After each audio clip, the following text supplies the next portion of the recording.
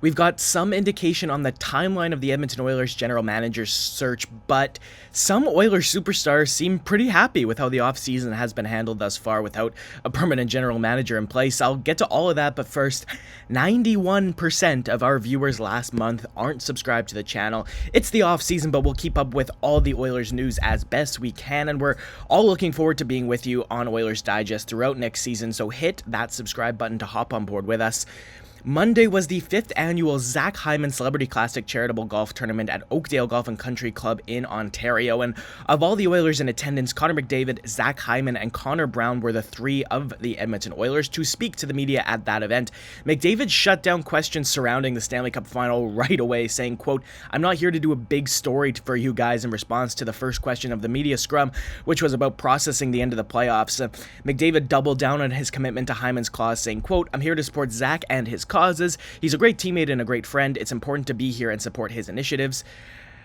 Well, everyone's focus Monday would, of course, have been on the charity and on the golf tournament that Hyman was putting on. McDavid did end up giving some insight into his thoughts about the moves made by the Edmonton Oilers in the offseason so far, simply stating, quote, "They've had a great offseason so far. I think in the small time they've been at it, they've done great things."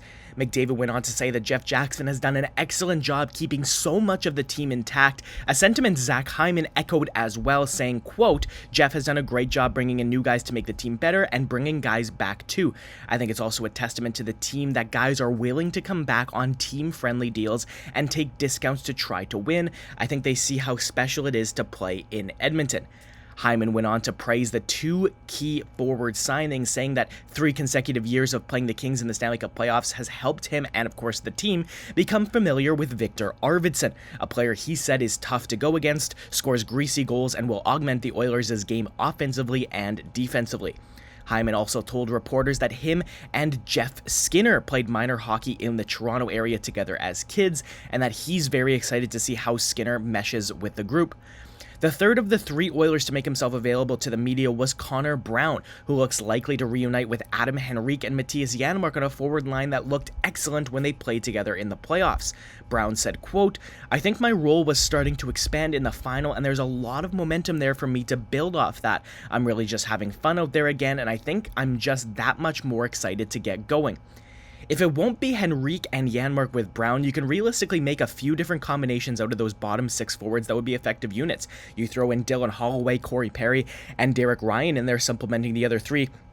Edmonton also have 2 newly acquired young forwards in Roby Järviente and Matthew Savoy, who both of whom could play a part in Edmonton's bottom 6 at some point during the season. They've also, of course, got Evander Kane, whose status is still up in the air, but if he ends up being healthy to start the year, he'll be a top 9 piece for the Oilers. 26-year-old Lane Peterson, who has a track record of scoring at a great clip in the AHL, including a good season last year with the Bakersfield Condors, is another option for Edmonton's bottom 6 point at some point in the season. Hearing Connor Brown talk about how excited he is to get going is, of course, making everybody in Oilers Nation just as excited to get going as he is. You've got a great forward core put together, as Zach Hyman says, the new acquisitions, Jeff Skinner and Victor Arvidsson, fitting into the top 6 will just open up more time and space for players like Hyman on different lines, as teams are going to have to be more focused on Skinner and Arvidsson on that line, with potentially Leon Draisaitl. You've got Nugent-Hopkins, McDavid, Hyman.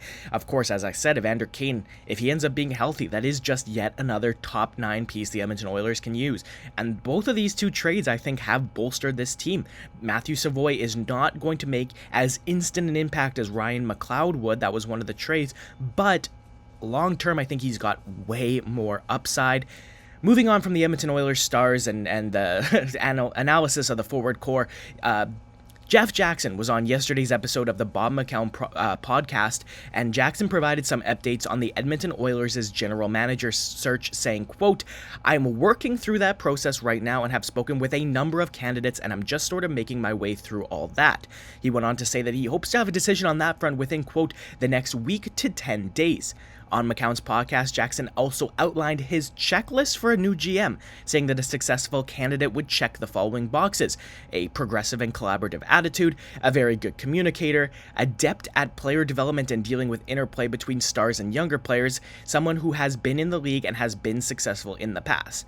The last point is apparently not exclusive to those who have been in the league in a general manager capacity. Look at Jackson himself. He's held a wide variety of positions in hockey, none of which have been the position he currently holds with the Oilers, but it's a role that anybody would say he's looked very much at home in since he took over in Edmonton.